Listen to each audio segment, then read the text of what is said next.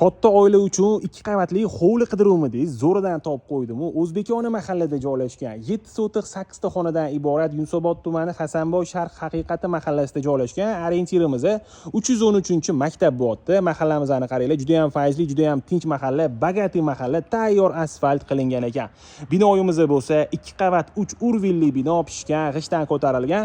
O'zini bu yoqda передомовая territoriyalari ham bor, tayyor zelenaye zona qilingan, archalar ekib qo'yilgan. Uyimizga shunaqa sifatli chiroyli temir darvoza o'rnatilgan ekan, domofonlarigacha o'rnatib qo'yilgan. Hovlimizga kirishimiz bilan bu yoqda darvoza xonamizni ko'rishingiz mumkin. Bu yoqga bemalol 3 ta 4 ta mashina sig'adi. Hovlimizning etek tomoniga ham yana bemalol bino qursanglar bo'ladi. Asosiy binoyimizga bo'lsa 2 ta kirish eshigi bor. Darvoza xonamiz orqali ham kirsa bo'ladi va hovlimiz orqali ham kirsanglar bo'ladi.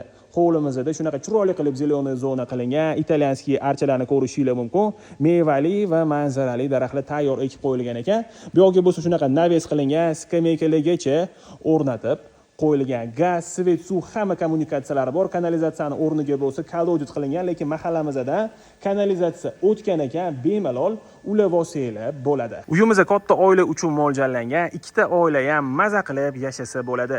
Yoz issiq kunlarda salqinroq bo'lishligi uchun mikroklimatlarigacha o'rnatib qo'yilgan ekan. Bu yoqda bo'lsa tapchan uchun joy ajratilgan. Hovlimizning o'ng tomonida bo'lsa, bu yoqda basseynni ko'rishingiz mumkin va yozgi oshxonamiz joylashgan. Bemalol ovqat tayyorlab, mana shu joyimizning o'zida ovqatlanib, maza qilib cho'milsanglar ham bo'lar ekan. Bu yoqda bo'lsa hovlimiz uchun bitta sanuj-jo'limizni ko'rishingiz mumkin.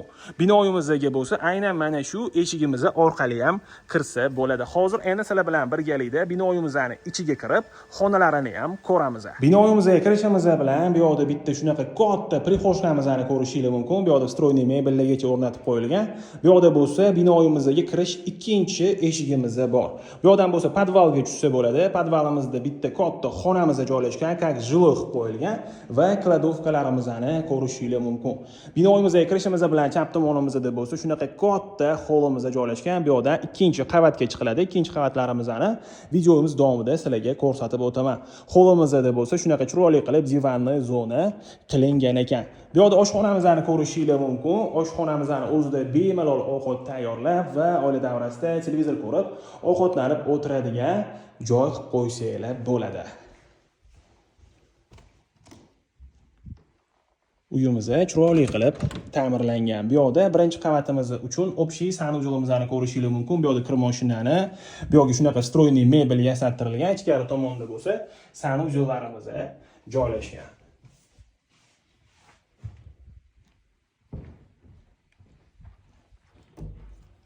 Bu yoqda bo'lsa shunaqa katta zalimiz joylashgan. Bu xonamizni bemalol 2 ga ajratib 2 ta xona qilib foydalansanglar ham bo'ladi. Yoki bir qismini divanli zona, bir qismini bo'lsa stol zona qilib, zal qilib ham foydalansanglar bo'ladi. Hozir endi sizlar bilan birgalikda tepa qavatimizdagi xonalarimizni ham ko'ramiz. Ikkinchi qavatga chiqishimiz bilan bu yoqda koridorimizni ko'rishingiz mumkin. Ikkinchi qavatimizga faqat koridor orqali kiriladi.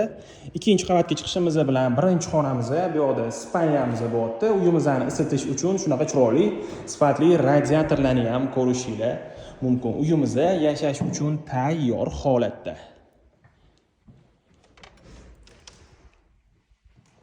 Bu yoqda ham bitta spanyamizni ko'rishingiz mumkin.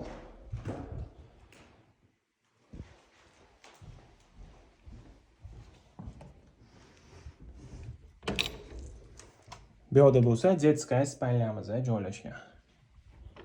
Uyimizning mebel texnikalari kelishilgan holda qoldiriladi. Bu yoqda garderobniyimiz joylashgan, tayyor o'zini shkaflari bilan birga. Bu yoqda bo'lsa родительская spanyamiz joylashgan. Bu xonamizning bu yoqda o'zini alohida sanuj-jo'li bor.